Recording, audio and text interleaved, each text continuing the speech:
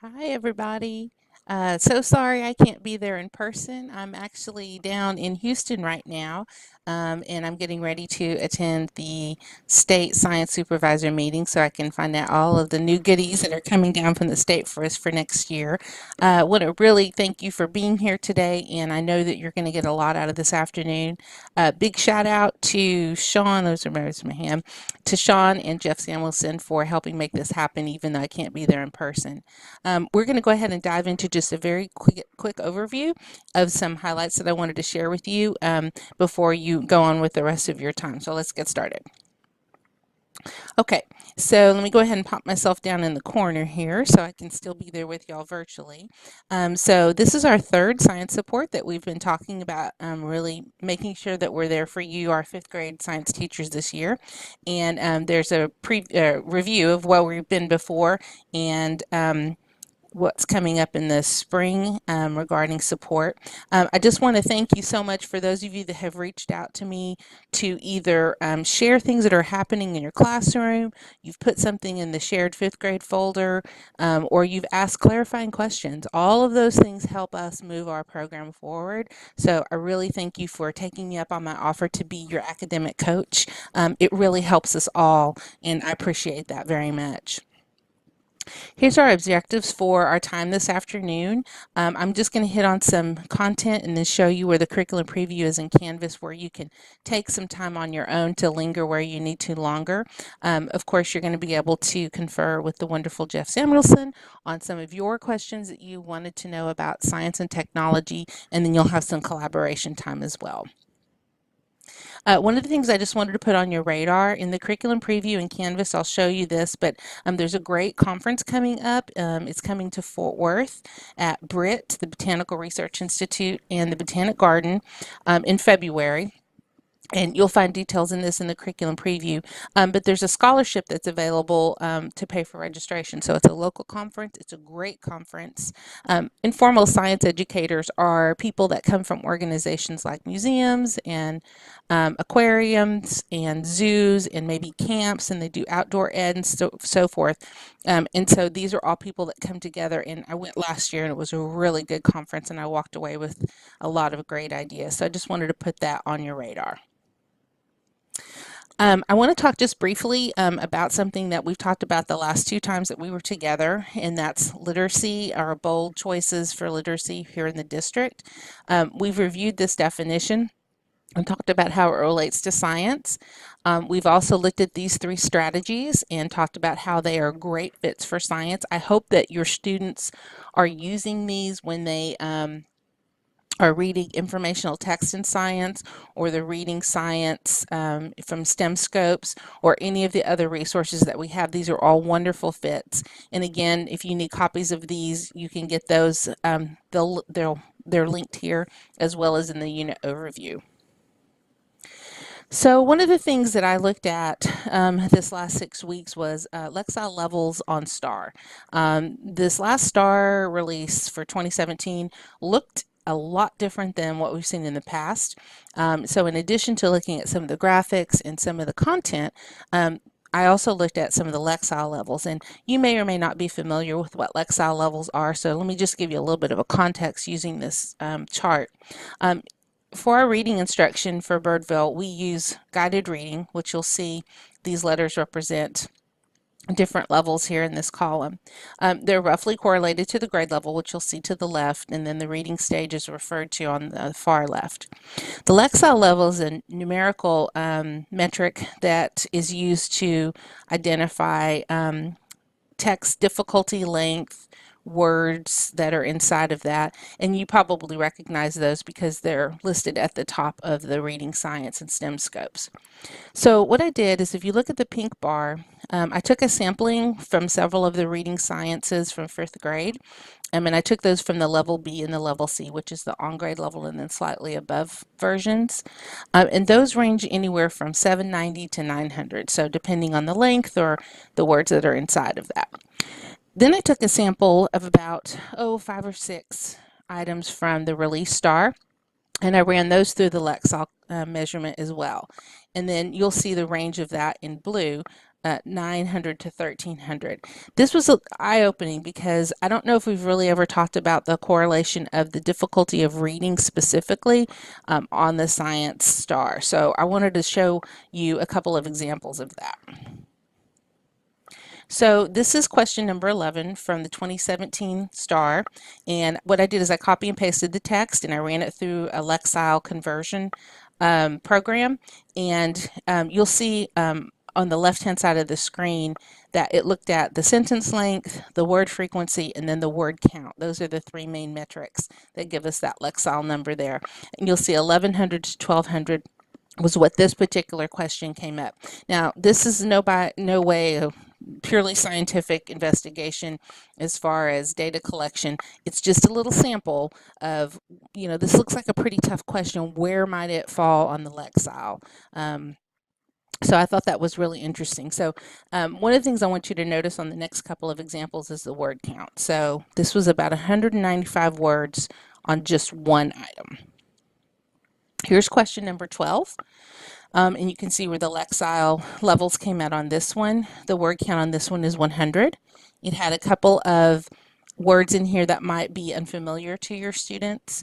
And so just kind of thinking about if they come across a question like this, what kind of strategies are we giving them to attack or deal with the challenges that they might face in some of these items? I go more into depth onto particular strategies in the curriculum preview. I don't want to take your time today when you can look at that on your own, but I just wanted to let you know that this is in there with some strategies. Here's question 30. The word count on this one is 116, and you can see the Lexile level on that one. And then question 31, this one had a word count of 161, and the Lexile came out at 1200 to 1300. So you can see the range can be quite high. Now, these were some of the more wordy and longer items. Not every item on STAR was this long. However, there were more types of these types of items on the 2017 than what we've seen in the past. So again, strategies for these, more details on this particular piece, you can find that in the curriculum preview. The next thing I wanted to show you was some of the items from 2017 STAR that I describe these as being visually noisy. Now, I know you can't read these items, and I don't want you to necessarily try to, but what I do want you to do is take a moment to just reflect upon how visually noisy these pages are. Each one of these pages represents one item on STAR, and there's a lot to take in visually as well as information. So I want to talk to you a little bit about a strategy that we can use now to help our students chunk this information. And if we start using this strategy now, students can use this strategy on STAR as well. So for the supplies, you would need either a piece of paper or a note card. And I'm going to kind of model this very quickly here. And then again, you can find more detail about how this works in the curriculum preview. So I'm going to take one of the questions, question number 8, that we had there. So again, teachers, you're going to want to model this for the students because they're not going to know how to do this on their own. You'll probably have to model it several times. So just again, pointing out that there's a lot of information in here. And so the first thing we want to do is we want to actually cover up some of the information. So in this case, we're going to cover up with a white piece of paper the graphic. And then we're going to read the text. We're going to highlight any keywords or words that are unfamiliar to us. That would be something that you would model maybe on your Ladybug or your document camera, and then students can go along with you as you model this out. The next step is we're going to slide the piece of paper over to the right, and now we're just going to chunk this information, and we're just going to take a look at one piece of information from that table at a time, and we're going to constantly be asking ourselves, does this give us enough information to answer the question? So here we've exposed the names of different kinds of fish. These are probably going to be words that your students are not going to be familiar with, and that's okay. A lot of times we come across terms in science that we don't know what they are, but we can still make meaning of them if we have the right strategies. So we see a list of fish names.